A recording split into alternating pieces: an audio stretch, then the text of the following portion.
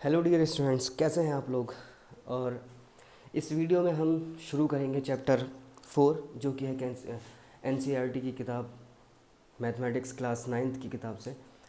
इसमें हमें देखना है linear equation in two variable की जो इक्वेशन होती है स्टैंडर्ड, उसके बारे में देखेंगे। वैसे इस चैप्टर को सबसे बढ़िया तरीका यह है समझने का मेरे हिसाब से कि हम एग्ज़ाम्पल और क्वेश्चन को जैसे जैसे सॉल्व करते चलेंगे वैसे वैसे हमारा जो समझने का, जो हमारी अंडरस्टैंडिंग है वो बेहतर होती चली जाएगी, ये मेरा मानना है। और आपको क्या लगता है वो मुझे आप कमेंट में ज़रूर बताना, ठीक है। तो इसमें जो बेसिक चीज़ है वो ज़रूरी है किस मैथमेटिक्स को समझने के लिए, ठीक है। तो अगर बेसिक है तो बहुत अच्छी बात है, नहीं है तो भी मैं इस वीडियो के अंदर बेसिक अगर है नहीं है तब भी कोई बात नहीं, मैं हर एक चीज़ बताने की पूरी पूरी कोशिश करूँगा और एक बेहतर अंडरस्टैंडिंग दूंगा। तो शुरू करते हैं linear equation in two variables, ठीक है। तो इसकी एक स्टैंडर्ड इक्वेशन होती है a x plus b y plus c, ठीक है। ये जो ए है, बी है, ये सी है, ये क्या होते हैं? ये कांस्टेंट होते हैं, ये रियल नंबर्स कह सकते हो आप। और रियल नंबर्स क्या होते हैं? Combination of all types of numbers, whether it is whole number, natural number, rational number, irrational number और आपके इंटीजर्स, ठीक है। सबका कॉम्बिनेशन क्या होता है? रियल नंबर के अंदर आता है। तो ए बी सी क्या है? रियल नंबर होंगे। मगर ये जो x है, y है, यही है जो वेरिएबल्स की बात की गई है यहाँ पे। ये 2 वेरिएबल्स हैं, ठीक है। और वेरिएबल्स के बारे में पता होना चाहिए कि वेरिएबल्स वो चीज़ है जिसकी वैल्यू जो है वेरी करती रहती है, फिक्स्ड नहीं होती है, ठीक है। जैसे एक्स वाई जेड जितने भी और भी अल्फ़ाबेट्स होते हैं, ए टू जेड के बीच में कुछ भी हो सकते हैं अल्फ़ाबेट्स। तो सारे अल्फ़ाबेट्स यहाँ, जैसे कि यहाँ पे ए और बी, ये भी अल्फ़ाबेट्स हैं, मगर ये एज अ कोफिशिएंट इनके साथ इस्तेमाल किए गए हैं। तो ये जो रियल नंबर्स हैं, मगर यहाँ पे एक्स और वाई ये हैं वेरिएबल्स जिनकी वैल्यू फिक्स्ड नहीं होती है। तो इनके बारे में ही देखना है।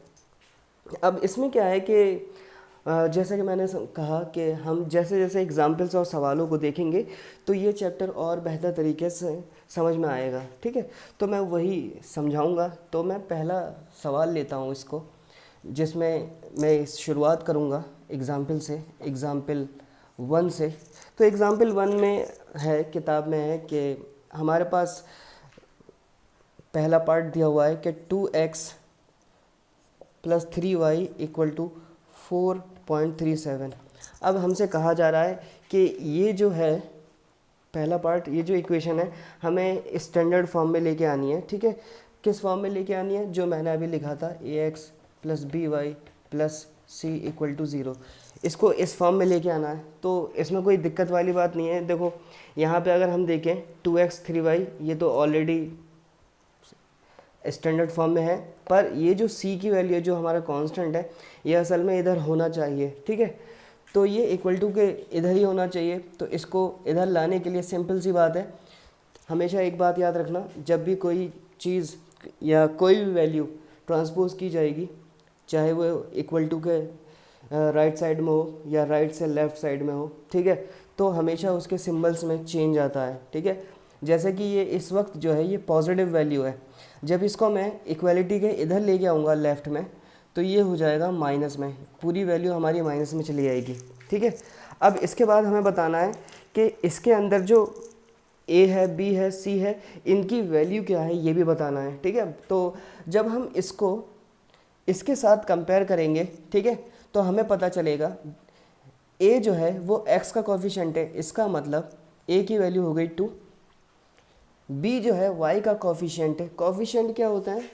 जो न्यूमेरिकल वैल्यू किसी वेरिएबल के साथ मल्टीप्लिकेशन में जाती है उसको हम कोफिशिएंट कहते हैं। जैसे ए एक्स के साथ मल्टीप्लिकेशन में तो ए एक्स का कोफिशिएंट हो गया, बी वाई के साथ कोफिशिएंट में तो बी वाई का कोफिशिएंट हो जाएगा, क्योंकि इसके साथ मल्टीप्लाई हो रहा है। तो इस तरीके से अगर मैं बी वाई को 3y के साथ कंपेयर करूँगा ना, तो यहाँ से मुझे b की वैल्यू पता चल जाएगी जो कि है 3। और c जो है वो है कांस्टेंट। अब ये कांस्टेंट है तो देखो यहाँ c जो है पॉजिटिव है मगर यहाँ पे नेगेटिव है। तो हमेशा याद रखना, यहाँ जो कंपेयर कर रहे होंगे उसके पास जो सिंबल होगा, जो भी साइन होगा प्लस माइनस में, वो लिया जाएगा। तो इस वक्त ये पूरी वैल्यू जो है नेगेटिव में जा रही है, इसका मतलब सी की वैल्यू जो होगी वो -3.7 हो जाएगी। ठीक है, तो इसके अलावा और भी जो पार्ट्स हैं, इसमें 4 पार्ट्स और दिए गए हैं, तो उसको भी मैं आपको बता देता हूँ कैसे सॉल्व होंगे। ठीक है, हमेशा क्या करना है, हमें सबसे पहले उसको लिखना है, उसको हमें कंपेयर करना है, पहले उसको स्टैंडर्ड फॉर्म में लेके आना, उसके बाद कंपेयर करके लिखना है। तो दूसरा पार्ट जो है ना इसमें क्वेश्चन एग्जाम्पल 1 में, वो है x - 4 = √3y। ठीक है, अब क्या है ये, अगर मैं देखूं क्या ये स्टैंडर्ड फॉर्म में है कि नहीं, तो मुझे स्टैंडर्ड वैल्यू जो है, स्टैंडर्ड इक्वेशन इन 2 वेरिएबल्स की वो पता होनी चाहिए। ठीक है, अब मुझे ये जो मेरी इक्वेशन है इसको इस जैसा बनाना पड़ेगा। अब मुझे दिख रहा है कि इक्वालिटी के राइट में हमारा नंबर है जो कि होना चाहिए इधर की तरफ, किधर, राइट में होने चाहिए सारे के सारे टर्म्स हमारे। तो x और बी वाई, देखो y का टर्म जो है वो लेफ्ट में है, जब मैं इसको इधर ट्रांसपोज करूँगा तो ये माइनस में हो जाएगा। ठीक है, ये अपनी जगह पे रहेगा। अब यहाँ पे कोई वैल्यू नहीं बची है, तो यहाँ पे क्या बचेगा, जहाँ पे कुछ नहीं होता है वहाँ 0 बचता है। तो क्या ये इसके जैसा हो चुका है? तो अब हम क्या है इजीली कंपेयर कर पाएंगे। तो यहाँ पे ax को x के साथ कंपेयर करूँगा तो मुझे a की वैल्यू जो है 1 मिलेगी। ठीक है, 1 जिसके साथ जैसे कोई ऐसे ही नंबर लिखा हो तो इसको हम 1 × x लिख सकते हैं। इसका मतलब क्योंकि 1 किसी के साथ भी मल्टीप्लिकेशन में आता है तो एज इट इज़ वही नंबर होता है जो उससे मल्टीप्लिकेशन में आता है। इसी तरीके से मैं b को इसके साथ कंपेयर करूँगा तो मुझे b की वैल्यू पता चलेगी जो कि है √3, और c को कंपेयर करूँगा कांस्टेंट से, तो यहाँ देखो ये माइनस में है। तो इस तरीके से ये पार्ट हो गया। ऐसे ही हमारा थर्ड पार्ट अगर हम देखेंगे, थर्ड पार्ट में दिया हुआ है कि थर्ड पार्ट में हमें दिया हुआ है 4 = 5x - 3y। ठीक है, अब क्या करना है, हर बार हमें क्या करना पड़ेगा, स्टैंडर्ड फॉर्म में लेके जाना पड़ेगा। तो मैं या तो ये जो वैल्यू दी हुई है 4 इसको उधर ले जाऊं, ठीक है, या फिर मैं इन सारी वैल्यूज़ को इधर ले आऊं। ठीक है, तो बात वही होगी। हम कोशिश ये करते हैं, जैसे अगर मैं 5x और 3y को इधर लेके आऊँगा मैं, तो देखो 5 जो है अभी पॉजिटिव में, जब ये इधर की तरफ आएगा ट्रांसपोज होकर लेफ़्ट में तो इसका साइन बदलेगा, और ये जो 3y माइनस में है ये पॉजिटिव हो जाएगी। ये जो 4 है ये अपनी जगह रहेगा क्योंकि ये ऑलरेडी लेफ़्ट में, यहाँ से सारी वैल्यू जो है ट्रांसपोज हो चुकी है तो ये हो जाएगा 0। ठीक है, अब क्या है, जब मैं स्टैंडर्ड इक्वेशन लिखूँगा यहाँ पे ax + by + c = 0, तो यहाँ से मुझे दिखेगा कि ax और 5x, यहाँ पे मैं कोशिश करता हूँ स्टैंडर्ड फॉर्म में लेके आने की, कि हमें मैं कोशिश ये करूँगा कि ये जो मेरी पहली वैल्यू है x जो है ये पूरा टर्म पॉजिटिव लाने की कोशिश करूँगा। तो हमेशा याद रखना, अब इसको पॉजिटिव करने के लिए क्या करेंगे, इस साइन को मैं कॉमन करूँगा। तो क्या होता है, जब भी हम माइनस का साइन कॉमन करते हैं तो अंदर की सारी जो वैल्यूज़ के पास जो भी सिंबल होगा उसके अंदर चेंज आएगा। तो ये जो 5 पॉजिटिव था, नेगेटिव था पहले, अब ये पॉजिटिव हो जाएगा ब्रैकेट के अंदर, और ये जो 3y है ये पॉजिटिव है तो अब ये नेगेटिव हो जाएगी, और ये वैल्यू भी नेगेटिव हो जाएगी, पॉजिटिव थी पहले।